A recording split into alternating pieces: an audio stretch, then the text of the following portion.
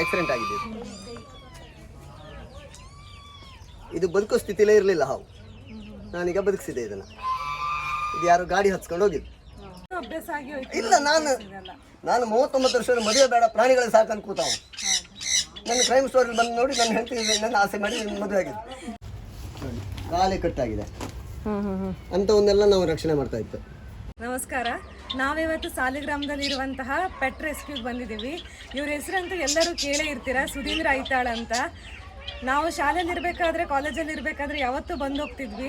ಅವಾಗಕ್ಕೂ ಇವಾಗಕ್ಕೂ ತುಂಬಾ ವ್ಯತ್ಯಾಸ ಇದೆ. ಆ ವ್ಯತ್ಯಾಸಕ್ಕೆ ಏನು ಕಾರಣ, ಹಾಗೆ ಇದ್ರ ಬಗ್ಗೆ ಅವರೇ ಎಕ್ಸ್ಪ್ಲೇನ್ ಮಾಡ್ತಾರೆ. ಬನ್ನಿ ಸರ್. ನಮಸ್ಕಾರ ವೀಕ್ಷಕರಿಗೆ. ನಾನು ಸುಮಾರು 45 ವರ್ಷಗಳಿಂದ ಸಣ್ಣ ವಯಸ್ಸಿಂದ ಅನಾಥ ಪ್ರಾಣಿ ಪಕ್ಷಿಗಳು ಎಲ್ಲಿ ರಸ್ತೆ ಮೇಲೆ ನಾಯಿ ಮರಿ ಇರಲಿ, ಬೆಕ್ಕಿನ ಮರಿ ಇರಲಿ, ಪೆಟ್ಟಾದಿರಲಿ ನಾನು ತಗೊಂಡು ಬಂದು ಶಾಲೆ ಹೋಗಾಗಲೂ ಚೀಲಕ್ಕೆ ಹಾಕೊಂಡು ಹೋಗಿ ಅಲ್ಲಿ ರೆಸ್ಕ್ಯೂ ಮಾಡ್ತಿದ್ದೆ. ಅಂಥ ಪರಿಸ್ಥಿತಿಯಲ್ಲಿ 2007ರಲ್ಲಿ ಅರಣ್ಯ ಇಲಾಖೆಯವರು ದೊಡ್ಡ ದಾಳಿ ಮಾಡಿ ನನ್ನ 18 ದಿನ ಜೈಲಿಗೂ ಕಳಿಸಿದರು. 13 ವರ್ಷ ಕೋರ್ಟ್ ಕೇಸ್ ಇತ್ತು. ಆದರೂ ನಾನು ಬಿಡಲಿಲ್ಲ. ಕೋರ್ಟ್ ಒಳಗೆ 13 ವರ್ಷ ಕೋರ್ಟಲ್ಲೂ ನನಗೆ ಜಯ ಆಯಿತು, ಕ್ಲೀನ್ ಚೀಟ್ ಸಿಕ್ತು. ಆದರೂ ನಾನು ಮುಂದುವರ್ಸ್ಕೊ ಬರ್ತಾಯಿದ್ದೆ. ಇವಾಗ ಮೊನ್ನೆ ಏಕಾಏಕಿ 35 ವರ್ಷದ ಕಾಲಿಲ್ಲದ ಮಂಗ ಎಲ್ಲ ಇತ್ತು ನನ್ನ ಹತ್ರ. ಆವಾಗ ರೈಡ್ ಆದಲ್ಲೂ ಅದರ ಪಾಪ ಗ್ರಹಿಸಿ ಬಿಟ್ಟು ಹೋಗಿದ್ರು COD ಇದರ ಘಟಕದವರು. ಇವಾಗ ಮೊನ್ನೆ ಅರಣ್ಯ ಇಲಾಖೆಯವರು ಬಂದು ಒಂದು ಪ್ರಾಣಿದಯ ಸಂಘದವರು ಅವರು ಮಾಡುವಂಥ ಕೆಲಸವನ್ನು ನಾನು ಮಾಡ್ತಾಯಿದ್ದೆ. ಅದನ್ನು ಮಾನವೀಯತೆ ಇಲ್ಲದೆ ಆ ಮಂಗನ ತಗೊಂಡೋಗಿ ಎಲ್ಲೋ ಬಿಸಾಡಿದರು. ಅದು ತುಂಬ ನನಗೆ ಮನಸ್ಸಿಗೆ ನೋವಾಯಿತು. 2 ಕಾಲಿಲ್ಲ, ಕೈಯೊಳಗೆ ನಡೆಯುವಂಗೆ ಮಾಡಿದೆ. ಅವಳಿಗೆ ಮರ ಹತ್ತಲಿಕ್ಕೆ ಆಗೋದಿಲ್ಲ. ಊಟ ನಾನು ಮಾಡಿಸ್ಬೇಕು. ಅಷ್ಟು ಪ್ರೀತಿಯಿಂದ ಸಾಕಿದಂಥ ಮಗುನ ತಗೊಂಡೋಗಿ ಅನಾಥಿ ಮಾಡಿದರು. ಅದೇ ಹೇಳಲಿಕ್ಕೆ ಮನಸ್ಸಿಗೆ ತುಂಬ ದುಃಖ ಆಗ್ತಾಯಿದೆ. ಮತ್ತು ಈಗ ಮನೆಯಲ್ಲಿ ಸಾಕುವಂಥ ಲವ್ ಬರ್ಡ್ಸನ್ನು ಮೊನ್ನೆ DC ಆರ್ಡರ್ ಆಯಿತು. ಲವ್ ಬರ್ಡ್ಸ್ ಎಲ್ಲ ಸಾಕ್ಲಿಕ್ಕಾದ್ರೆ ಪ್ರಾಣಿ ಕಲ್ಯಾಣ ಮಂಡಳಿಯಿಂದ ಲೈಸೆನ್ಸ್ ಬೇಕಂತ. ಈಗ ಲೈಸೆನ್ಸ್ ಮಾಡೋಕ್ಕೆ 500 ರೂಪಾಯಿ ಲವ್ ಬರ್ಡ್ಸಿಗೆ 5,000 ರೂಪಾಯಿ ಲೈಸೆನ್ಸ್ ಮಾಡಲಿಕ್ಕಾಗತ್ತಾ? ಸಾರ್ವಜನಿಕರು ಅದನ್ನು ಪ್ರೀತಿಯಿಂದ ಮನೇಲಿ ಸಾಕುವಂಥ ಪಕ್ಷಿಗಳವೆಲ್ಲ ಬ್ಯಾನ್ ಮಾಡಿಬಿಡಲಿ ಅಲ್ಲ. ಇವರು ಇದೇ ಮಾಡೋದು ಬೇಡ, ಮಾರ್ಕೆಟೇ ಬಂದ್ ಮಾಡಲಿ. ಆಗ ಮನೇಲಿ ಸಾಕೋದು ನಿಲ್ಲುತ್ತಲ್ಲ. ಈಗ ಮಾರ್ಕೆಟಲ್ಲಿ ಕಂಡ ತಕ್ಷಣ ಮಕ್ಕಳು ಲವ್ ಬರ್ಡ್ಸ್ ಬೇಕಂತು. ಮನೇಲಿ ಸಾಕಿದವರು ಬ್ರೀಡ್ ಆಗುತ್ತೆ. ಅವ್ರು ದುಡ್ಡು ಕೊಟ್ಟೋದಕ್ಕೆ ಅದೇನಾದ್ರು ಮರಿ ಮಾಡುತ್ತೆ ಅಂತ ಅದಕ್ಕೆ ವಾಟಲ್ಲಿ ಇಟ್ಟು ಮರಿ ಮಾಡುತ್ತೆ. ಅದನ್ನು ಸೇಲ್ ಮಾಡಲಿಕ್ಕಿಲ್ಲ ಅಂತೆ. ಅದಕ್ಕೆ 5,000 ಕೊಟ್ಟು ಲೈಸೆನ್ಸ್ ಬೇಕಂತೆ. ಇದೆಲ್ಲ ಏನು ಕಾನೂನು ಇದು? ಇದೆಲ್ಲ ನಿಲ್ಲಬೇಕಿದು. ನಮ್ಮ ಕಾನೂನೇ ತಿದ್ದುಪಡಿ ಆಗಬೇಕಿದು. ಇದು ಮನಸ್ಸಿಗೆ ತುಂಬ ನೋವು. ಮೊನ್ನೆ ಎಲ್ಲ ಖಾಲಿ ಮಾಡಬೇಕಂತ ಆರ್ಡರ್ ಆಯಿತು DC ಯಾವುದು ಇಡಲಿಕ್ಕಿಲ್ಲ ಅಂತ. ಇವ್ರು ಮಾಡಲಿ ಅಲ್ಲ. ನಾನು ಹೇಳ್ತಿದ್ದೆ DC ಕಚೇರಿ ತೊಗೊಂಡು ಹಾಕಿ ಅಲ್ಲ ನಾಯಿ ಮರಿ ಬೆಕ್ಕಿನ ಮರಿನ ಅವ್ರು ರಕ್ಷಣೆ ಮಾಡಲಿ. ಪಶುಪಾಲನಾ ಇಲಾಖೆ ಅಂತೆ. ಪಶುಪಾಲನಾ ಇಲಾಖೆಯವರು ಯಾವುದು ಈಗ ನೋಡಿ ನಾಯಿ ಮರಿ ಆಗುದಿಲ್ಲ ಅಂತ ಪಾರ್ವ ಬಂದು ನಾಯಿ ನಮ್ಮಲ್ಲಿ ತಗೊಬಂದರು. ಇದು ಬದುಕುದಿಲ್ಲ ಅಂತ ಹೇಳಿ ಕಳಿಸಿದ್ರಂತ. ನಾನು ಇದನ್ನು ರೆಸ್ಕ್ಯೂ ಮಾಡಿ ತೋರಿಸ್ತಲ್ಲ. ಈಗ ಮೊನ್ನೆ ಹಾಗೆ ಅರಣ್ಯ ಇಲಾಖೆಯವರು ನನ್ನ ಅರೆಸ್ಟ್ ಮಾಡ್ಕೊಂಡು ಕರ್ಕೊಂಡು ಹೋದಾಗ ಒಂದು ಹಾವು, ಮುಂಗುಸಿ ಕಚ್ಚಿದ ಹಾವು ಅದು ಬಂತು. ಅದು ಬಂದಾಗ ನನಗೆ ತಲೆ ಬಿಸಿ ಆಯಿತು. ಇವರೆಲ್ಲ ರೈಡ್ ಮಾಡಿದ್ಕೊಂಡು ಎಲ್ಲ ತುಂಬ್ಕೊಂಡು ಹೋದ್ಕೊಂಡು ಮಾಡಿ ಅಲ್ಲ ಇದನ್ನು ಅಂತ ಹೇಳಿದೆ. ಇವರು ಅಲ್ಲಿ ಉಡುಪಿಗೆ ತರಲಿಕ್ಕೆ ಹೇಳಿದ್ರಂತೆ. ಉಡುಪಿ ತಗೊಬಂದು ಒಂದು ಬಾಕ್ಸ್ ಒಳಗೆ ಹಾಕಿ ತೆಗೆದು ಬದಿಗೆ ಹಾಕಿ. ಅದು ನಾನು ಅವನಿಗೆ ಅಕ್ಷಯ್ ಅಂತ ಒಬ್ಬ ಹಾಡು ಹಿಡಿಯವ ಇದ್ದ ಉಡುಪಿಲಿ. ಅವನಿಗೆ ಹೇಳಿದೆ ಚಾಲೆಂಜ್ ಆಯ್ತಕ್ಕಂತೆ ಅದನ್ನು ಸರಿ ಮಾಡಿಕೊಂಡು ಕೆಲಸ. ಬದುಕುದಿಲ್ಲ ಅಂದ ಅವ ನನ್ನ ಹತ್ರ. ಇದು ಬದುಕುದಿಲ್ಲ ಅಂದ ಬದುಕಿಸಿ ತೋರಿಸ್ತೆ. ಚಾಲೆಂಜ್ ಫಾರೆಸ್ಟ್ ಹತ್ರ ಬರೆಸಿಕೊಡು, ಇನ್ನೂ ನಾನು ಅದನ್ನು ಬದುಕಿಸಿ ತೋರಿಸ್ತೆ. ನಾನು ಚಾಲೆಂಜ್ ಮಾಡಿದೆ ಅವನಿಗೆ. ಅವ ಅದಕ್ಕೆ ಮನಸ್ಸು ಮಾಡಲಿಲ್ಲ. ಹಾವು ಸತ್ತೇ ಹೋಯ್ತದೆ. ಹಾವನ್ನು ರೆಸ್ಕ್ಯೂ ಮಾಡಬಾರ್ದಂತೆ, ನಾಯಿ ಬೇಕಂದ್ರೆ ರೆಸ್ಕ್ಯೂ ಮಾಡಬಾರ್ದಂತೆ. ಮಾಡಲಿ ಅಲ್ಲ, ಇನ್ನಿದೆ ಇವರಿಗೆ ಆಟ. ಪಶುಪಾಲನಾ ಇಲಾಖೆಯವ್ರಿಗೆ ತಗೊಂಡು ಹಾಕಿ ಅಂತ ನಾನು ಡೈರೆಕ್ಟ್ ಹೇಳ್ತೆ. ಎಲ್ಲ ನಾಯಿ ಬೇಕು ಸಿಕ್ಕಲಿ ತಗೊಂಡು ಪಶುಪಾಲನಾ ಇಲಾಖೆ ಹಾಕಲಿ. ಅವ್ರು ಮಾಡಿ ತೋರಿಸ್ಲಿಲ್ಲ ಅದನ್ನು. ಯಾವನೋ ಒಬ್ಬ ಬೇಡದವ ಕಂಪ್ಲೇಂಟ್ ಕೊಟ್ಟು ಅಂತ ಬಂದು ಇವ್ರು ನನ್ನ ಅರೆಸ್ಟ್ ಮಾಡ್ತಾರಲ್ಲ. ಸೇವ್ ಮಾಡೋದಿಲ್ಲ. ಇಲ್ಲ, ಇವ್ರು ಮಾಡಲಿ ಅಲ್ಲ. ನಾನು ಬಿಡುದಿಲ್ಲ. ಇನ್ನು ನನ್ನ ಜೀವ ಇಪ್ಪಲ್ಲವರೇ ನಾನು ಪ್ರಾಣಿದ ಇದು ಮಾಡಿಯೇ ಮಾಡ್ತೆ. ಪ್ರಾಣಿದ ಇದ್ದೇ ಇತ್ತು ನನಗೆ, ನಾನು ಮಾಡಿಯೇ ಮಾಡ್ತೆ. ಇವ್ರು ಎಷ್ಟು ಕಾನೂನು ಪ್ರಕಾರ ನನ್ನ ಮೇಲೆ ಕೇಸ್ ಹಾಕಿರೋ ತೊಂದರೆ ಇಲ್ಲ. ನಾನು ಇದಕ್ಕೆ ಬಗ್ಗು ಮಗ ಅಲ್ಲ. ನಾನು ಎಲ್ಲವನ್ನು ನೋಡಿ ಬಂದವ. ಇಲ್ಲ, ನಾನು 39 ವರ್ಷದ ಮದುವೆ ಬೇಡ ಪ್ರಾಣಿಗಳೇ ಸಾಕಂತ ಕೂತಾವ. ನನ್ನ ಕ್ರೈಮ್ ಸ್ಟೋರಿಯಲ್ಲಿ ಬಂದು ನೋಡಿ ನನ್ನ ಹೆಂಡತಿ ನನ್ನ ಆಸೆ ಮಾಡಿ ಮದುವೆ ಆಗಿದೆ. ಬೆಂಗಳೂರಿನವಳು ಅವಳು ಒಳಗಿದ್ಲ. ಇಲ್ಲ ಬಾ ಮುಂದ.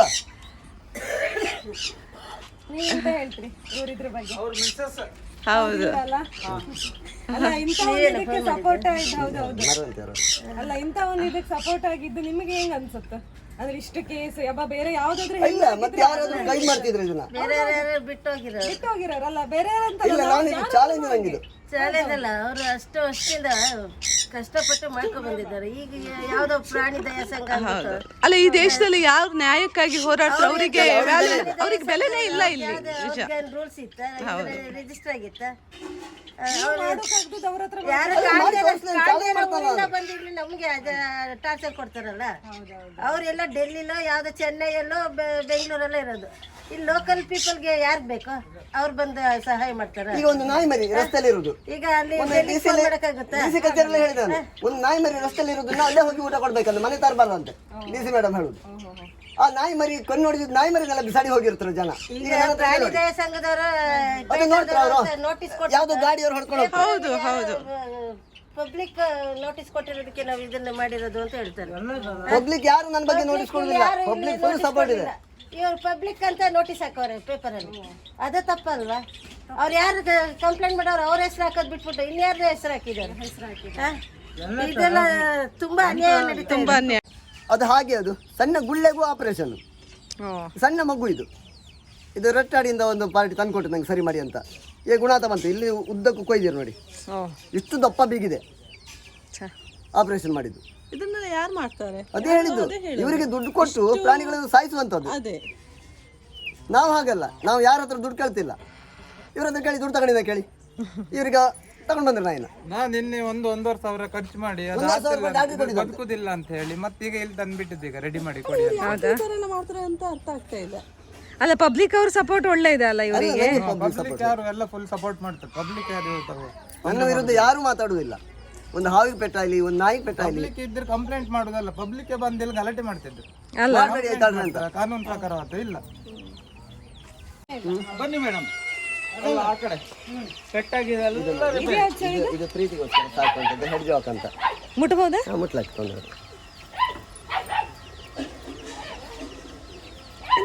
ಇದು ಮುಳ್ಳಂದಿ, ಮುಳ್ಳೆ ಮೈ, ಹೆಡ್ ಜಾಕ್ ಅಂತ ಇಂಗ್ಲಿಷ್ ಹೆಸರು. ಇದು ಹೊರದೇಶದ ಬ್ರೀಡ್. ಇದನ್ನು ಸಾಕೋಗ್ತಿಲ್ಲ ಕೋಳಿ. ರಕ್ಕೆ ಇಲ್ಲದ ಹದ್ದು ಹೋಯ್ತು, ಮತ್ತೆ ಇದು ನೀರ್ ಕಾಗೆ ಹೋಯ್ತು, ಎಲ್ಲ ನಾನು ಫ್ರೀ ಹೊರಗೆ ಬಿಟ್ಟು ಹಾಕ್ತಿದ್ದೆ, ಎಲ್ಲಿಗೂ ಹೋಗ್ತಿಲ್ಲ ಇತ್ತವು ಪಾಪ.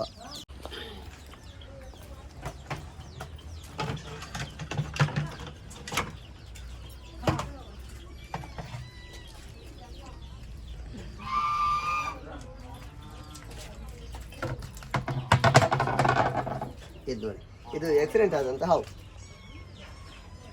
ಆಕ್ಸಿಡೆಂಟ್ ಆಗಿದೆ. ಇದು ಬದುಕೋ ಸ್ಥಿತಿಲೇ ಇರಲಿಲ್ಲ ಹಾವು, ನಾನೀಗ ಬದುಕಿಸಿದೆ ಇದನ್ನು. ಇದು ಯಾರು ಗಾಡಿ ಹಚ್ಕೊಂಡು ಹೋಗಿದ್ದು, ಇದನ್ನು ಅವ್ರು ಹೇಳು ತಗೊಂಡೋಗಿ ಕಾಡಿಗೆ ಬಿಡಿ ಅಂತ. ಅಲ್ಲ, ಡಿಪಾರ್ಟ್ಮೆಂಟ್ ಅವರಲ್ಲ, ಈ ಮಾನವೀಯತೆಯಿಂದ ನೋಡಿದವರು. ಇದ್ರ ಬಗ್ಗೆ ಒಂದು ದೇವತಾ ಭಾವನೆ ಇರ್ಲಿಕ್ಕೆ ಹೋಗಿ ಸರ್ಪ ಸಿಕ್ಕಿ ಬೇರೆ ಹಾವನ್ನಾದ್ರೆ ಜನ ಇದು ಮಾಡುದಿಲ್ಲ, ತೆಗೆದು ಬಿಸಾಡಿ ಬಿಡ್ತಾರೆ. ಇದು ದೇವ್ರ ಹಾವು ಆಗ್ಲಿಕ್ಕೆ ಹೋಗಿ ಸತ್ರ ಅದರ ಸಂಸ್ಕಾರ ಮಾಡ್ತಲ್ಲ, ಇದು ಅಮೆರಿಕದ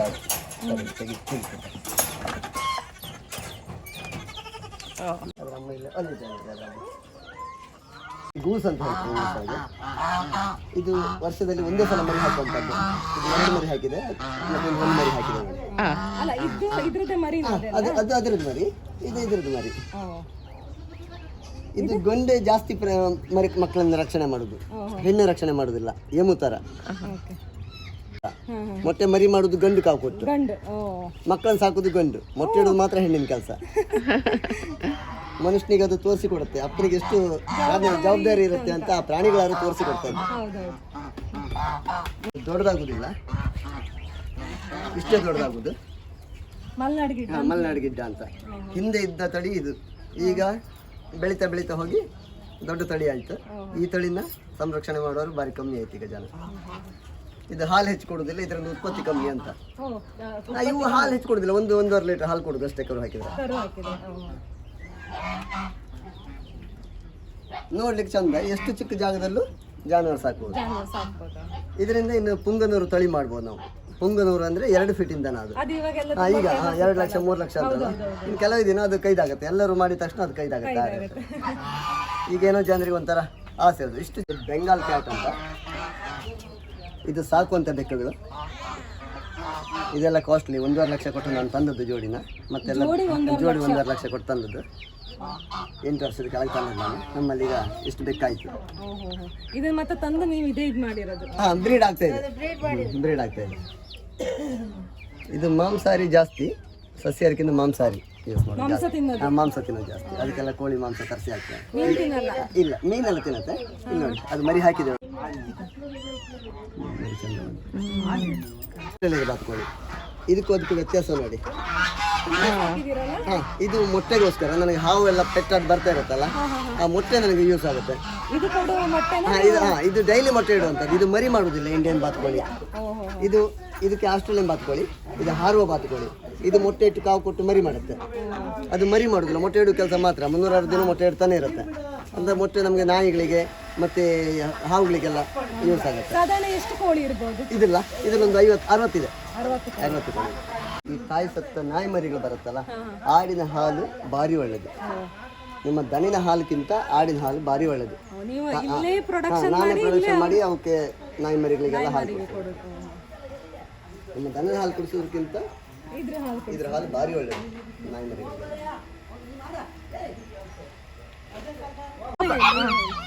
ಇದು ಬೀದಿಯಲ್ಲಿ ಬಿಟ್ಟಿರುವಂಥ ನಾಯಿ ಮರಿಗಳು. ಇದನ್ನು ನಾನು ರೆಸ್ಕ್ಯೂ ಮಾಡಿ ಇದನ್ನು ಬೇಕಾದವರಿಗೆ ನಾನು ಹಾಗೆ ಅಡಾಪ್ಷನಿಗೆ ಕೊಡ್ತೇನೆ. ಸಾಕೋರು ಪ್ರೀತಿ ಸಾಕೋರಿಗೆ ಕೊಡ್ತೇನೆ. ಇದನ್ನು ಸಣ್ಣ ಜಾಗದಲ್ಲಿ ಇಟ್ಟು ಹಿಂಸೆ ಕೊಡ್ತಾ ಇದ್ರು ಅಂತ ಪ್ರಾಣಿದಯಾ ಸಂಘದವ್ರು ಹೇಳೋದು. ಅದು ಜಾಗ ಹಿಂಸೆ ಆಗೋದಿಲ್ಲ, ಅದಕ್ಕೆ ನಾವು ಹೊರಗಡೆ ಬಿಡ್ತೇವೆ. ಅದಕ್ಕೆ ನಾನು ಇಲ್ಲದಾಗ ಮಾತ್ರ ಗುಡಿಲಿ ಹಾಕಿಡ್ತೆ, ಯಾಕಂದರೆ ಆಕ್ಸಿಡೆಂಟ್ ಆಗಿ ಸಾಯ್ತವಂತ. ಇದನ್ನು ಪ್ರಾಣಿದಯಾ ಸಂಘದವ್ರು ತಗೊಂಡು ಹೋಗಿ ಅಂತ ಹೇಳ್ತಾ ಇದ್ದೆ. ಮೊನ್ನೆ 130 ನಾಯಿನ ಪೇಟದವ್ರಿಗೆ ಕಳಿಸಿಕೊಟ್ಟಿದ್ದೆ ನಾನು. 25 ಬೆಕ್ಕು 130 ನಾಯಿನ ಅವ್ರಿಗೆ ಕಳಿಸಿಕೊಟ್ಟಿದ್ದೆ. ಅದನ್ನ ಅವ್ರು ಆಗ ಜಗಳ ಮಾಡಿಬಿಡಿ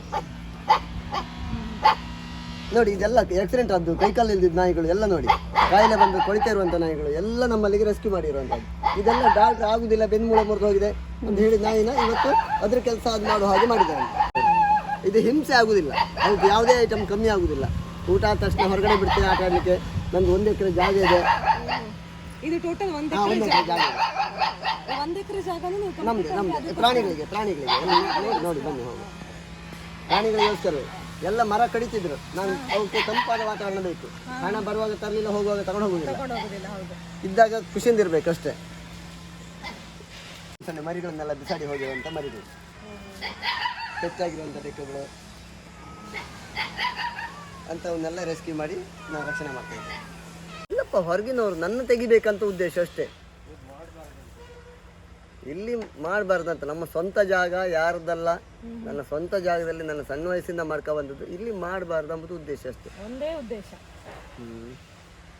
ನಾನಿರೋ ತನಕ ಬಿಡುವುದೇ ಇಲ್ಲ. ನನಗೆ ಎಂತೆಂಥ ಕಷ್ಟ ಎಲ್ಲ ಅನುಭವಿಸಿದೆ, ಆದರೂ ನಾನು ಕೈ ಮಾಡಲಿಲ್ಲ. ಇಲ್ಲ, ಎಲ್ಲ ಕ್ಲಿಯರ್ ಆಯ್ತು. 2013 ವರ್ಷ ಇತ್ತು, 2007ರಿಂದ ಎಲ್ಲ ಕ್ಲಿಯರ್ ಆಯ್ತು. ಅದು ಗೀರ್ ತಳಿ, ಒಂದು ತಳಿ ಗುಜರಾತ್ ತಳಿ. ಇದು ಕಿವಿಯೇ ಚಂದ. ಹೌದು, ಕಿವಿ ದೊಡ್ಡ ಕಿವಿ. ಇದು ಲೋಕಲ್ ದನ, ಗುಜರಾತ್ ಇದೆ. ಕಿವಿಯೇ ಚಂದ. ಈಗ ದುಡ್ಡಿದ್ದವ್ರು ಏನ್ ಮಾಡ್ತಾರೆ, ಪಂಜರ ಮಾಡ್ತಾರೆ, 1 ಲಕ್ಷ 2 ಲಕ್ಷ ಖರ್ಚು ಮಾಡಿ ಪಂಜರದೊಳಗೆ ಹಾಕಿ ಇಟ್ಟು ಬಿಡ್ತಾರೆ. ಅದನ್ನ ಅದಕ್ಕೆ ಊಟ ಮಾಂಸ ಗಿಂಸ ಎಲ್ಲ ತಂದು ಹಾಕ್ತಾರೆ. ಅದೆಲ್ಲ ಓಕೆ.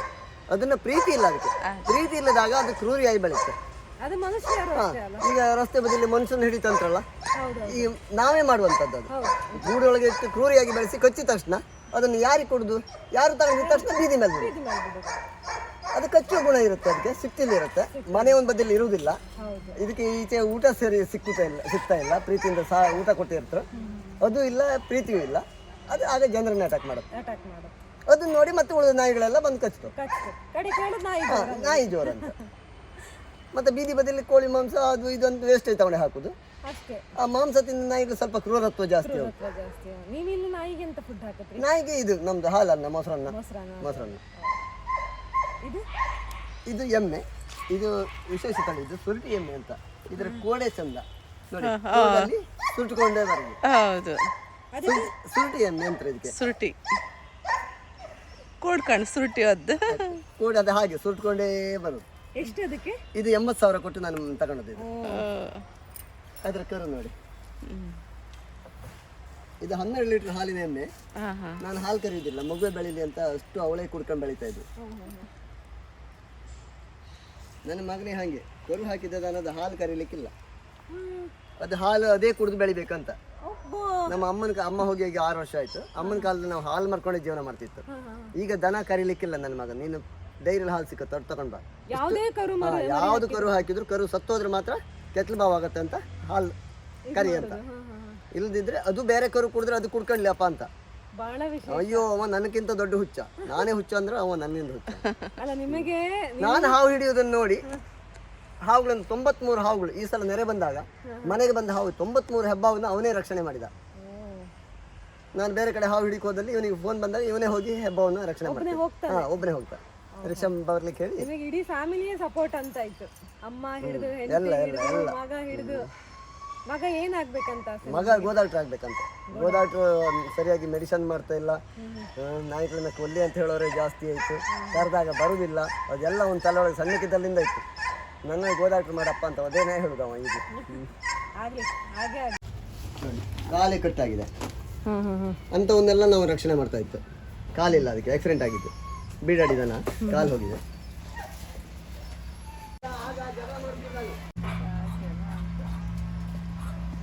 ಇಲ್ಲೆಲ್ಲ ಬಿಸಾಡಿ ಹೋಗುದು ರಸ್ತೆ ಮೇಲೆ. ಕೆಲಸ ಮಾಡ್ತಿದ್ರಿ? 30 ವರ್ಷದಿಂದ ಇಲ್ಲಿ ಗದ್ದೆ ಕೆಲಸ ಎಲ್ಲ ಮಾಡ್ತಿದ್ವಿ.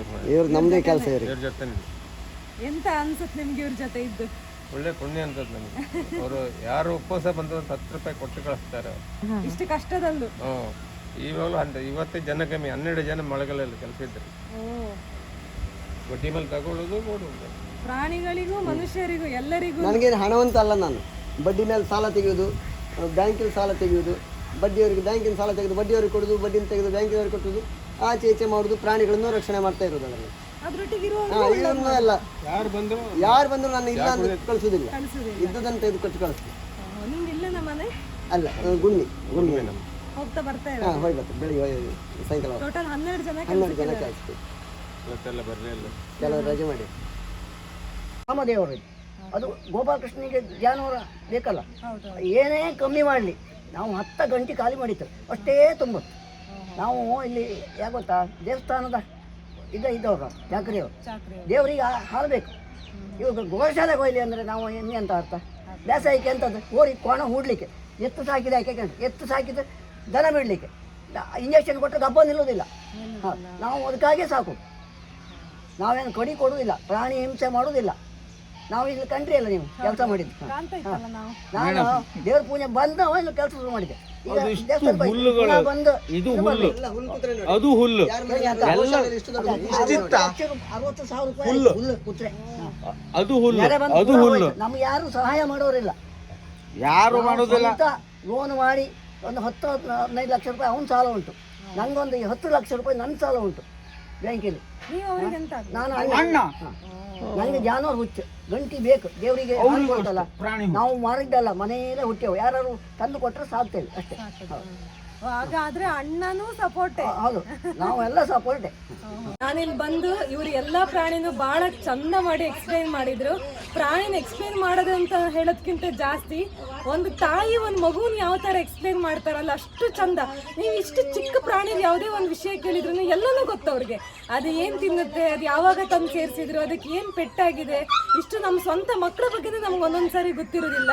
ಇಷ್ಟು 100,000 ಪ್ರಾಣಿ ಬಗ್ಗೆ ಇವ್ರು ಅದು ಹೇಗೆ ನೆನ್ಪಿಡ್ಕೋತಾರೆ, ಅದೊಂದು ನನಗೆ ವಿಚಿತ್ರ ಅನಿಸ್ತು. ನೀವು ಇಷ್ಟು ಚಿಕ್ಕ ಪ್ರಾಣಿನ ತೋರಿಸಿ ಇದು ಅವ್ರು ತಂದು ಬಿಟ್ರು, ಇದಕ್ಕಿಷ್ಟ ಅಲ್ಲ ಚಿಕ್ಕ ಚಿಕ್ಕ ವಿಷಯ. ಅದನ್ನು ಬಿಟ್ಟರೆ ಬೇರೆ ಪ್ರಪಂಚ ಇಲ್ಲ ನನಗೆ. ಆ ತರ ನನ್ನ ಹೆಂಡತಿ ಮನೆಗೆ ನಾನು ಹೋಗ್ಲಿಲ್ಲ ನೋಡಿ, 2 ಗಂಡು ಮಕ್ಕಳು ನನಗೆ, ಇನ್ನೂ ಅವಳ ಮನೆಯಲ್ಲಿ ನಾನು ಕೇಳಲಿಲ್ಲ, ಕಾಣಲಿಲ್ಲ. ಅವರೇ ಇಲ್ಲಿ ತಂದು ಮದುವೆ ಮಾಡಿ ಕೊಟ್ಟರು. ನಿಮಗೆ ಹೆಣ್ಣು ಹೆಚ್ಚಾದ್ರೂ ತಂದು ಕೊಡಿ ಅಂತ ಹೇಳಿದೆ ಅವರಿಗೆ, ನೋಡ್ಲಿಕ್ಕೆ ಬಂದವರಿಗೆ. ಯಾಕಂದ್ರೆ ನನಗೆ ಮದುವೆ ಇಂಟ್ರೆಸ್ಟೇ ಇರಲಿಲ್ಲ. ಪ್ರಾಣಿಗಳನ್ನ ಮದುವೆ ಆದ್ರೆ ಪ್ರಾಣಿಗಳಿಗೆ ಅನ್ಯಾಯ ಆಗುತ್ತೆ, ಬಂದವಳು ಇದನ್ನು ಮಾಡಬಾರ್ದು ಅಂತ ಅದೇ ಒಂದು ನಂಗೆ ತಲೆ. ಇವಳು ನನ್ನ ಇಷ್ಟಪಟ್ಟಳು, ಪ್ರಾಣಿಗಳಿಗೋಸ್ಕರ ನನ್ನ ಇಷ್ಟಪಟ್ಟಳು. ಅದೊಂದು ಬಹಳ ವಿಚಿತ್ರ, ಅಂದ್ರೆ ಬಹಳ ವಿಚಿತ್ರ. ಕ್ರೈಮ್ ಪೆಟ್ರೋಲ್ ಅಲ್ಲಿ ಬಂದಾಗಲ್ಲ ಕ್ರೈಮ್ ಸ್ಟೋರ್ಲಿ ಇಷ್ಟಪಟ್ಟೆ. ಕ್ರೈಮ್ ಸ್ಟೋರ್ಲಿ 3 ಎಪಿಸೋಡ್ ಬಂದಿದೆ. ಬಾಲಕೃಷ್ಣ ಕಾಕತ್ಕರ್ ನಮ್ಮ ಪರವಾಗಿ ತುಂಬಾ ಹೋರಾಟ ಮಾಡಿದ್ರು. ನನಗೆ ಬಹಳ ಖುಷಿ ಅಂದ್ರೆ ಇವತ್ತೊಂದು ಒಳ್ಳೆ ವ್ಯಕ್ತಿನ ನಾನು ಮೀಟ ಇದೆ. ಅಂದ್ರೆ ನಾಯಿನ ಸಾಕತ್ರ ಮನೆಯಲ್ಲ, ಪ್ರಾಣಿ ಪ್ರೀತಿ ಇತ್ತು ಅಂತ ಬಾಯಿ ತುಂಬಾ ಹೇಳಿದ್ರು. ಅದ್ರ ಈ ರೇಂಜ್ ನಡ್ಸ್ಕೊಂಡು ಹೋಗೋದಂದ್ರೆ ತುಂಬಾ ಪ್ರಾಣಿನ ಪ್ರೀತಿಯಿಂದ ಸಾಕ್ತಿರು, ಹೊತ್ಕೊಂಡೇ ತಿರುಗ್ತಾರೆ. ಅದಕ್ಕೊಂದು ಕಜ್ಜಿ ಬರ್ಲಿ ಅಥವಾ ಒಂದು ಕಾಯಿಲೆ ಬರ್ಲಿ, ಅದನ್ನ ತಗೊಂಡೋಗಿ ಆಶ್ರಮಕ್ಕೆ ತೆಗೆದು ಹಾಕಿದಂಗೆ ನಮ್ಮಲ್ಲಿ ತಂದ್ಬಿಟ್ಟು ಎಷ್ಟೋ ಜನ. ಅದ್ರ ನೀವು ಯಾರ್ದೋ ಅದು ನೋಡಿ, ಅದು ಸಿಡ್ಲು ನಾಯಿ ಇಡೀ ಮೈ ಕೊಳೆದ ಸ್ಥಿತಿಯಲ್ಲಿ ಉಡುಪಿಪೇಟೆಯಲ್ಲಿ ಅಲ್ಲಿ ಒಬ್ರು ನನ್ನ ಫ್ರೆಂಡ್ ಪೊಲೀಸರೇ ಫೋನ್ ಮಾಡಿ ಹೇಳಿದ್ದು ಐತಾದ್ರೆ ಒಂದು ಜಾತಿ ನಾಯಿ ಕಡೆ ಇತ್ತು, ಇಡೀ ಮೈ ಕೊಳ್ತೋಗಿದೆ, ರೋಡ್ ಮೇಲೆ ತಿರುಗ್ತೈತೆ ಅಂತ. ಕೂಡಲೇ ನಾನು ರಿಕ್ಷಾ ಕಳಿಸಿ ಅದನ್ನು ಹಿಡ್ಕೊಬಂದು ಈಗ ರೋಮ ಎಲ್ಲ ಬಂದು ಚೆಂದಾಗಿದೆ ನೋಡಿ. ನೋಡಿದ್ರಲ್ಲ ಎಷ್ಟು ಪ್ರೀತಿಯಿಂದ ಪ್ರಾಣಿಗಳನ್ನು ಸಾಕ್ತಾರೆ, ರೆಸ್ಕ್ಯೂ ಮಾಡ್ತಾರೆ. ಇಂಥ ಒಂದು ಕರುಣಾಮಯಿ ವ್ಯಕ್ತಿತ್ವಕ್ಕೆ ನಾವೆಲ್ಲರೂ ಸಹಾಯ ಮಾಡಿದರೆ ಒಂದು ಸ್ವಲ್ಪ ಆದರೂ ನಮ್ಮಿಂದ ಅವರಿಗೆ ಹೆಲ್ಪ್ ಆಗ್ಬೋದು ಅನ್ನೋದೇ ನನ್ನ ಆಶಯ. ಈ ವಿಡಿಯೋನ ಆದಷ್ಟು ಶೇರ್ ಮಾಡಿ, ಪ್ರಾಣಿ ಪ್ರೀತಿ ಇರೋರಿಗೆ ಹಾಗೆ ತುಂಬ ಜನರಿಗೆ ಶೇರ್ ಮಾಡಿದರೆ ಅವರಿಗೆ ಕೂಡ ಅನುಕೂಲ ಆಗುತ್ತೆ. ಹಾಗೆ ಇಂಥ ಇನ್ಫಾರ್ಮೇಟಿವ್ ವಿಡಿಯೋಗೋಸ್ಕರ ನನ್ನ ಚಾನಲ್ನ ತಪ್ಪದೆ ಸಬ್ಸ್ಕ್ರೈಬ್ ಮಾಡಿ, ಶೇರ್ ಮಾಡಿ, ಲೈಕ್ ಮಾಡಿ. Thank you.